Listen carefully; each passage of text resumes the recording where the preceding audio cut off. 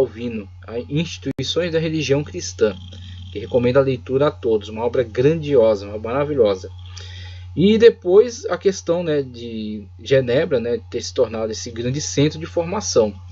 Então a reforma, que estava aí lutando, né, para se afirmar dentro do território europeu, expandindo, né, indo para as ilhas britânicas e depois indo para as nações americanas, né, indo para as terras americanas. E lutando para a sua afirmação, guerras, né, terríveis travadas aí contra o catolicismo.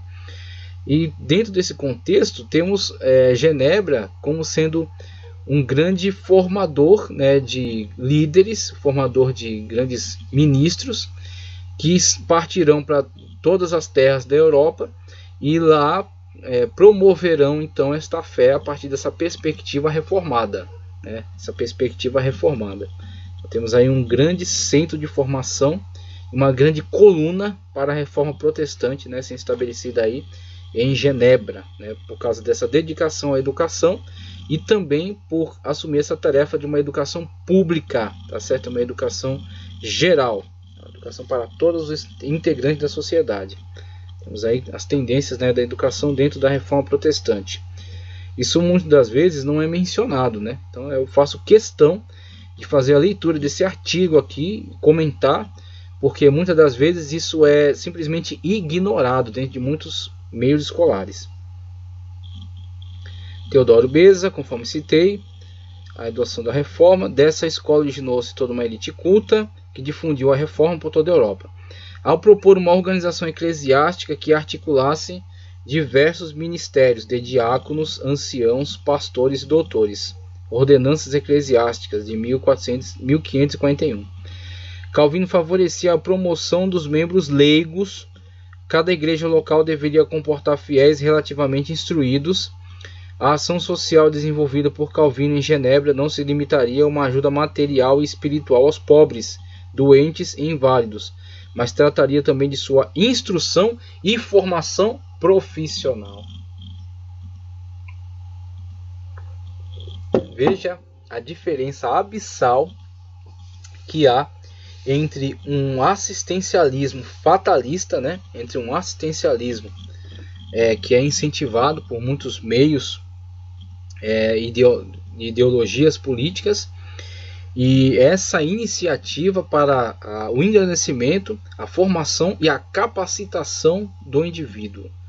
Ok? Como diz aquela parábola, né? Uns dão um peixe, outros ensinam a pescar.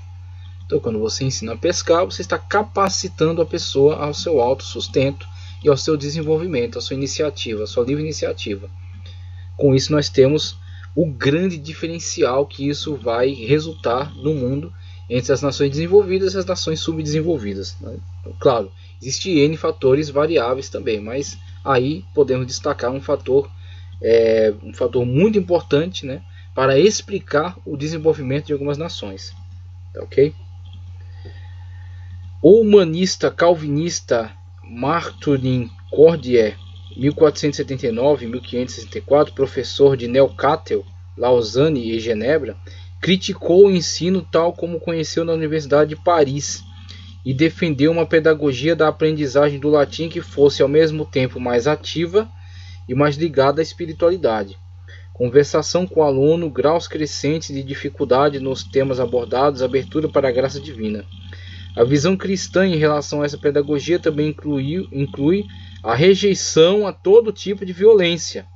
Declara Cordier, deixe de lado a vara e assuma as faíscas incendiárias da piedade.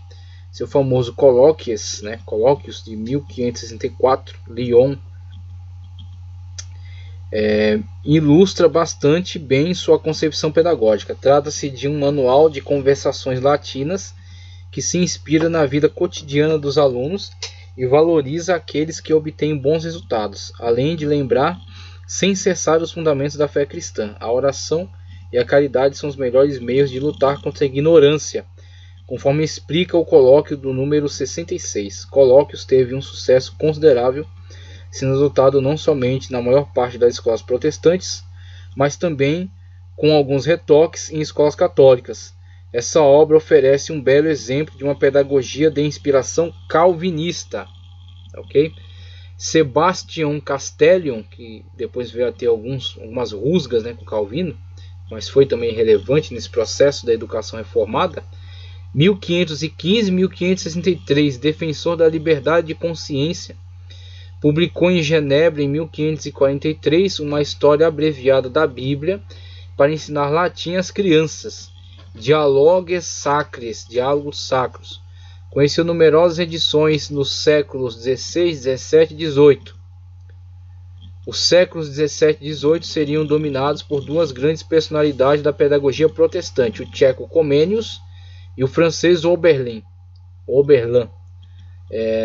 de renome mundial. Ambos são responsáveis por novos métodos educativos, com estreita correlação entre seus projetos pedagógicos e o seu pensamento teológico.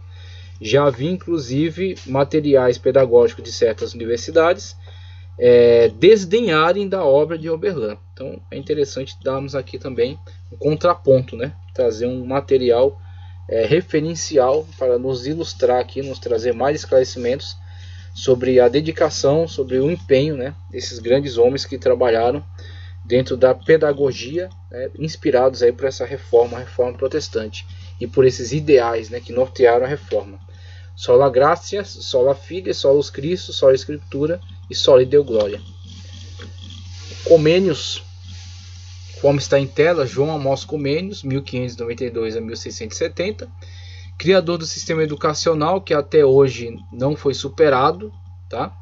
Fortaleceu a convicção de que o homem é capaz de aprender e pode ser educado, defende a generalização do ensino, defendeu a educação que interpretasse e alargasse a experiência de cada dia e utilizasse os meios clássicos como o ensino da religião e da ética na prática de ensino. Foi o pioneiro na aplicação de métodos que despertasse crescente interesse do aluno. Veja aí, né, como esses homens fizeram avançar a pedagogia da época. Ele traz aqui o nome dele mais próximo do original, é Jean Komensky, tá? Jean Komensky, dito Comenius, em português Comênio. 1592 e 1670, ligado ao povo tcheco e à Igreja dos Irmãos Morávios. Foi teólogo, pedagogo e clérigo, com um espírito universalista, além de grande ecumênico.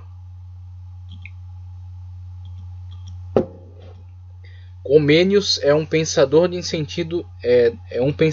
sentido do geral, que almeja a unidade dos saberes, a unidade das nações, a unidade das confissões.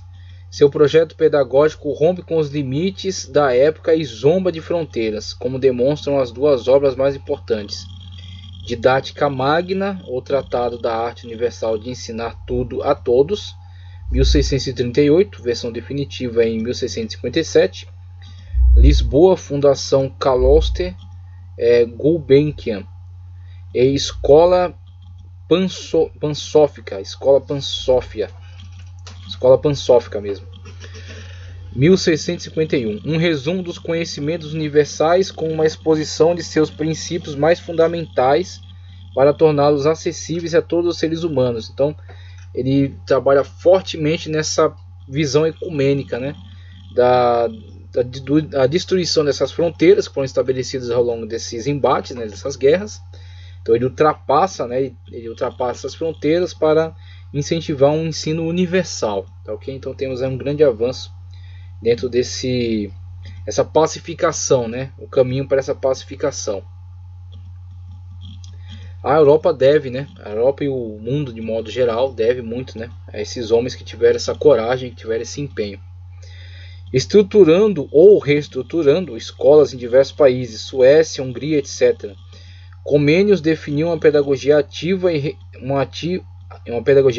ao rejeitar todo tipo de violência e concebeu a escola como um local de alegria, escolas ludos, tá, ou escola lúdica. Propôs que às crianças de ambos os sexos, de todos os meios sociais, fosse proporcionada uma educação de igual valor. Não são apenas os filhos dos ricos ou dos aristocratas que devem ser admitidos na escola, mas todos, nobres e não nobres, ricos e pobres, rapazes e moças, em todas as cidades e em todos os vilarejos. Veja aí o que isso representa como um avanço para o mundo, né? Como o mundo de fato pode desenvolver, pode avançar a partir de mentes como essa. Antes de Rousseau, Comênios compreendeu que era preciso observar na educação as várias etapas que dizem respeito às diferentes fases de desenvolvimento da criança. A formação deveria, assim, segundo ele, passar por 4 estágios que correspondem às 4 aptidões cognitivas do homem. Na escola maternal, a criança instruída por sua mãe desenvolve percepções, sentidos exteriores. Em seguida, dos 6 aos 12, na escola de língua materna, seus sentidos internos são educados, imaginação e memória. No terceiro estágio, a criança cultiva sua aptidão para o raciocínio através do aprendizado do latim. Por fim, na universidade, dos 18 a 24, desenvolve de forma plena tanto sua vontade quanto sua inteligência. O estudo dos idiomas e da natureza ocupa um lugar central na pedagogia de Comênios, que inovaria na área ao utilizar imagens e peças de teatro e ao privilegiar o diálogo não só entre professores e alunos, mas entre os próprios alunos. Comênios se tornou conhecido em todo o mundo por seus manuais pedagógicos, principalmente Janua Linguarum Reserata, Porta Aberta para as Línguas, 1631, que ilustra em 1000 frases simples 8.000 palavras latinas, e Orbis Sensualium Pictum, o mundo sensível e ilustrado. A visão pedagógica de Comênios é profundamente inspirada por sua teologia, e a seus olhos existem 3 livros em que a verdade divina se manifesta: o livro da natureza, o livro da razão e a Bíblia. As ciências devem, portanto, ser estudadas através da experiência dos sentidos, que se abre para a natureza através da inteligência, que se abre para a razão, e através da sabedoria revelada por Deus na Bíblia. Opondo-se a Descartes, com que se encontrou nos Países Baixos, Holanda e Bélgica, Comênios acredita que os conhecimentos humanos imperfeitos em si mesmos precisam ser revestidos da certeza última da revelação cristã. Pouco conhecido nos meios culturais de língua francesa, Comênios foi um pensador que conquistou o renome mundial em sua época. Preocupado com o estado lamentável da educação na França, o cardeal Richelieu, que morreu pouco tempo depois, em 1642, convidou esse pastor protestante a viajar para a França. Você está percebendo que, mesmo com as rusgas que se desenvolveram durante batalhas que se travaram por décadas, o brilhantismo, a capacidade pedagógica desse homem era tão evidente que fez com que os inimigos esquecessem essas diferenças e trouxessem essa habilidade dele para que pudesse melhorar o quadro geral de sua nação. Então isso é extraordinário. Observar, são questões históricas que geralmente não nos são comunicadas. Então deixa eu me encontrar de novo aqui na leitura. Está aqui: o cardeal Richelieu convidou esse pastor protestante a viajar para a França, mas seu falecimento poria fim a esse projeto. Comênios prosseguiu com suas pesquisas em pedagogia na Suécia. Passando algum tempo na Inglaterra, conseguiu no parlamento inglês a oportunidade de debater a formação de um comitê de eruditos de vários países, responsáveis por abrir uma instituição de ensino que poria em prática a pansofia, ou seja, onde seria ensinado todo tipo de conhecimento. Aí tem uma universalização do conhecimento, e a universalização no sentido de conhecimentos diversos e no sentido também de alcance global desse ensino para faixas etárias e para classes sociais. Então, Comênios de fato é alguém que veio para quebrar fronteiras mesmo, veio para ultrapassar essas fronteiras, esses limites, e para eliminar as diferenças. Muito interessante, é muito importante a contribuição de Comênios. Agora, seguindo um pouco mais, a questão pietista, conforme está em tela, o movimento pietista foi um movimento de abrandamento e renovação surgido entre os reformados calvinistas do continente, e com profunda influência entre luteranos e puritanos, que são os calvinistas da Inglaterra. Então, os calvinistas que exerceram influência na Inglaterra, ditos os puritanos, e também conseguiu influenciar, de certa forma, a ala luterana da Reforma. Então, os pietistas, eles passando além dessas questões bélicas, essas intensas batalhas que se travaram entre catolicismo e reforma, eles começam aí um movimento de abrandamento, né, voltando-se aí para uma espiritualização, voltando-se para um ensino da escritura, né, para de fato uma pacificação do mundo. Períodos históricos, veja, período da reforma, né, 1500 a 1700, a influência da sola escritura trouxe a Bíblia de volta ao centro. A preocupação soteriológica e cristológica causou uma retroprojeção do pensamento paulino ao Antigo Testamento, conforme Lutero. A adoção de uma visão agostiniana da história causou uma leitura espiritualizada do Antigo Testamento, e aí já a influência de Calvino. A Bíblia como fonte de textos prova. O pietismo alemão foi a reação contra o dogmatismo protestante. Aí tem uma variação, né? Depois de um certo dogmatismo que se tornou excessivo, o movimento pietista, né, se opõe a isso, né, trazendo agora um novo enfoque sobre a questão da reforma. E aí a gente passa aqui a descrever a sua influência na educação. O movimento escolar no pietismo. De acordo com o espírito pietista, August Hermann Frank, de 1663 a 1727, erudito orientalista em Halle, acreditava que uma fé ativa precisava ser traduzida em obras. Frank se distinguiria por uma importante obra social e pedagógica. São de sua autoria diversos textos sobre a educação, reunidos em... Eu não vou nem me arriscar a ler, está em alemão, tá ok? Então, ele não traduz, eu não vou me arriscar a ler isso aqui é muito diferente para mim. Criou vários estabelecimentos de ensino, dos quais se destaca uma escola de pobres para os desvalidos de sua igreja local. As instituições fundadas por ele, escolas, ateliês, internatos, originaram-se de um movimento pedagógico que conheceu um rápido desenvolvimento, atingindo até mesmo o Extremo Oriente. Sua pedagogia, comparável à de Comênius e Rousseau, permaneceu marcada por regras estritas e relativamente severas.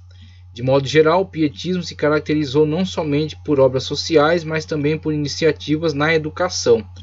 Os pobres não deveriam apenas ser ajudados materialmente, mas também precisariam de formação pedagógica. O ensino era desenvolvido com um objetivo religioso e moral. Os pietistas influenciaram diretamente a organização escolar na Prússia, o que vem a ser hoje território polonês, tá ok? A Prússia, 1754. Então veja aí, né, de modo geral, que a tendência não é apenas assistencialista. Eles querem universalizar, mas não somente promover um assistencialismo, eles querem capacitar. Então eles querem promover com que as pessoas das classes mais baixas da sociedade tivessem acesso aos meios de educação, podendo então ser capacitados a mudar sua condição social. Então, que buscar conhecimento, buscar aperfeiçoamento e poder então alterar, né, mudar a sua situação. Com isso, obviamente, isso alavancou todo um progresso geral, uma vez que a nação não sofre mais pelo peso de um grande contingente social despreparado, ignorante, né, manipulável. Nós temos agora uma universalização do conhecimento e pessoas que vão buscar o melhor para si e desenvolver de modo geral a sua nação. Então temos aí as nações desenvolvidas a partir dessa visão de mundo, né? Essa visão que prioriza o conhecimento. E tudo isso, o gatilho que despertou tudo isso é o interesse pelo conhecimento das Sagradas Escrituras. A universalização, né, do conhecimento das Escrituras.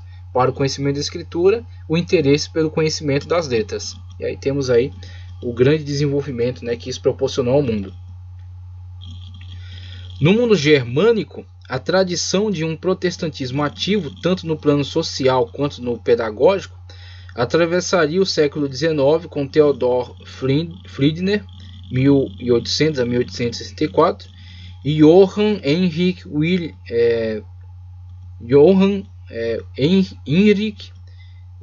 Wieschen, 1808 a 1881. Friedner, pioneiro da adoção de diaconistas na igreja, abriu nos jardins de seu presbitério em Kaiserswerth, Prússia, uma escola para crianças e uma escola para a formação de professores das classes então chamadas classes de asilo. Wichern então inaugurou casas para acolher meninos abandonados. E se esforçou para lhes proporcionar educação geral e técnica, jardinagem, impressão, bricolagem. Então, fornecendo a eles meios, de produzirem algo que fosse útil para a vida deles. Em seu programa de ensino, atribuiu um papel central à história, ensinar de onde viemos e o que devemos a nossos antecessores. Era para ele uma excelente escola, sobretudo de modéstia. Essas casas passaram a abrigar meninas posteriormente. Então vemos aí novamente por parte dos pietistas, esse grande engajamento social, mas esse engajamento social também está muito regado ao interesse pelo desenvolvimento da pessoa, a capacitação para o trabalho e também a aquisição de um conhecimento básico que pode ser depois desenvolvido. Então, as pessoas são alcançadas por essas iniciativas. Vamos seguir agora para protestantes pioneiros na pedagogia de Rousseau a Oberlin. Jean-Jacques Rousseau, 1712-1778, de quem conhecemos Emílio ou A Educação, 1762, inspiraria diversos pedagogos protestantes, sobretudo o alemão Bazedol, o suíço Pestalozzi e o francês Oberlin. Sobre Emílio escreveu-se: um sopro democrático anima esse livro, aristocrático por concepção e por método. Apesar de tantas mudanças já realizadas, a democracia precisou retirar da obra de Rousseau o principal de seus princípios pedagógicos: neutralidade, laicidade, respeito pela liberdade da criança, progressão no ensino, aula sobre objetos e trabalhos práticos, esporte, lazer dirigido. Não estaria em tudo isso o fundamento da escola única? François de Pierre, Richard, introdução à edição francesa de Emílio, Paris. O arcebispo de Paris, que condenaria a obra junto ao Pequeno Conselho de Genebra, entre outros, recebeu a seguinte resposta de Rousseau: tomo a escritura e a razão como as únicas regras da minha crença. Recuso a autoridade dos homens e não reconheço submissão alguma às suas fórmulas, a não ser se eu mesmo perceber a verdade nelas. Rousseau foi, por sua vez, influenciado por John Locke, 1632-1704. Quem some alguns pensamentos sobre a educação, a obra de John Locke, 1693, reagiu contra a educação excessivamente calcada em teorias e, preocupado com a moral, os cuidados com o corpo e o senso prático, convidou os professores a que orientassem seus alunos para as realidades da vida. Essa ênfase prática seria encontrada na obra de três grandes pedagogos protestantes influenciados por Rousseau.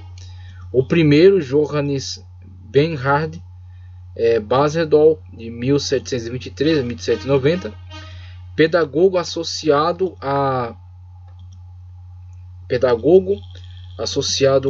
Alf Larung, fundou em Dessau, 1774, um instituto chamado Philanthropinum, onde pôs em prática seus princípios educativos: pedagogia ativa, trabalhos manuais, jogos e passeios em meio à natureza, formação do caráter e aprendizado da vida em sociedade. Seu sucessor na direção do Philanthropinum, Joaquim Henrique Camp, de 1746 a 1818, editou um bom número de livros pedagógicos e foi um pioneiro na literatura infantil, cujas principais obras são Robinson der Jugend, 1779, Berlim, e Découverte de l'Amérique, Descoberta da América. O segundo pedagogo, Johann Henrique Pestalozzi, 1746 a 1827. Esse aqui é bem famoso na pedagogia, até hoje, né, o Pestalozzi.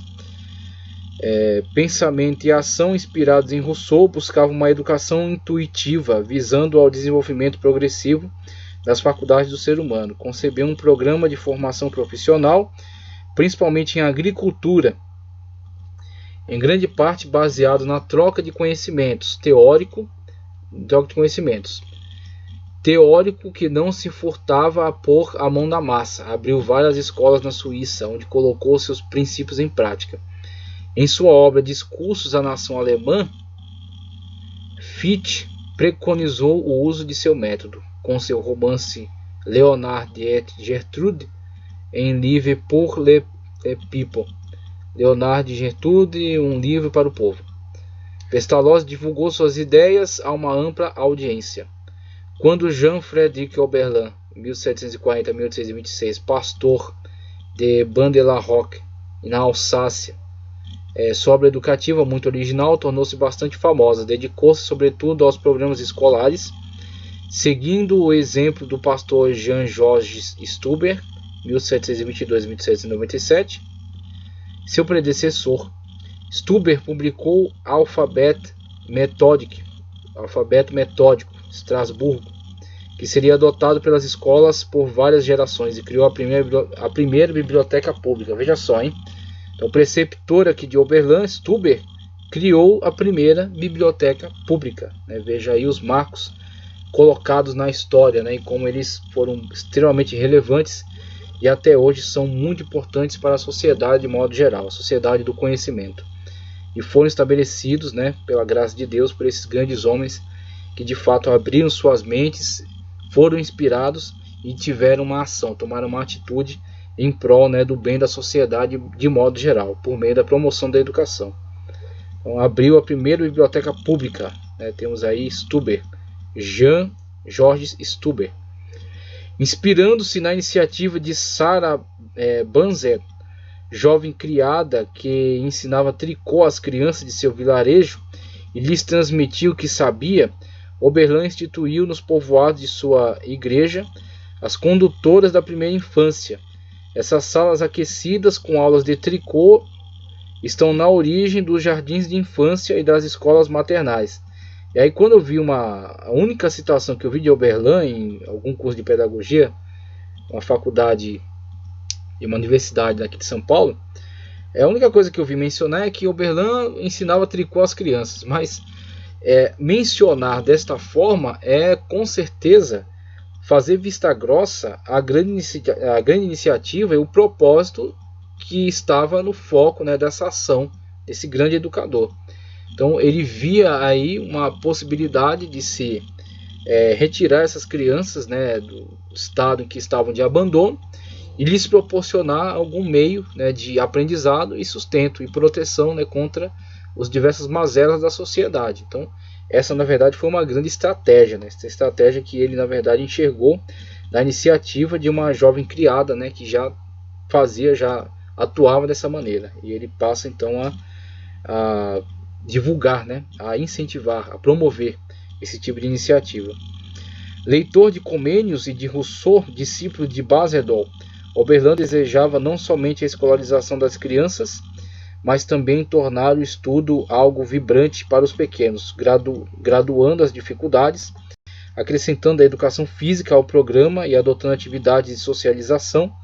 Levou em consideração a importância dos sentidos do corpo, abrindo espaços para jogos e excursões na escola.